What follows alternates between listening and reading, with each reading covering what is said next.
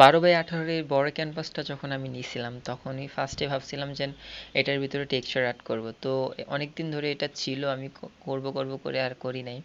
তো আজকে ভাবলাম করি।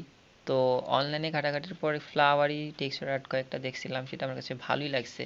তো এখানে ব্যাকগ্রাউন্ড হিসেবে আমি গোলাপি কালার আর বেগুনি কালারের ভেরিয়েন্ট দিয়েছিলাম, মাঝখানে সাদা ইউজ করছি যাতে দুটো একসাথে মিক্স আপ করা যায়।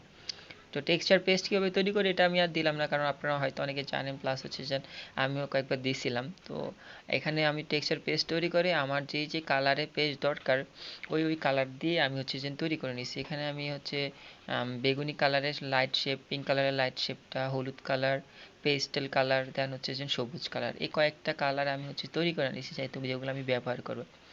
তো এখানে যেহেতু ফার্স্টেই বলছি আমি ফুলের আম, একটা টেক্সচার আর্ট করবো, তো ওই অনুযায়ী 2 রকম ফুল আমি এখানে দিছি, বেশি আমি কোনো ভেরিয়েন্ট এখানে দিইনি।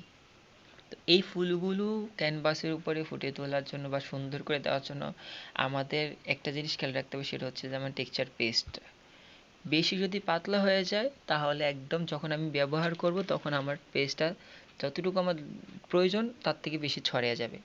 আর যদি হার্ড হয় বেশি তাহলে আমি নির্দিষ্ট পরিমাণ শেপে দিতে পারবো না, দেন হচ্ছে যে ক্যানভাসের উপর বসবে না, তখন আমাদের গ্লু ব্যবহার করতে হবে। এই জন্য পেস্টটা এখানে অবশ্যই নির্ধারিত পরিমাণের থাকতে হবে, না হলে এই আর্টটা করা অনেকটাই টাফ হয়ে যায়। তো আমি আমার যথাসাধ্য চেষ্টা করছি, যদি আমার ও হচ্ছে ফার্স্টে করতে গিয়ে অনেকটাই হিমশিম খাইতেছে, দেন আমি হচ্ছে যে নির্ধারিত পরিমাণে পেস্টটা তৈরি করে নিছি।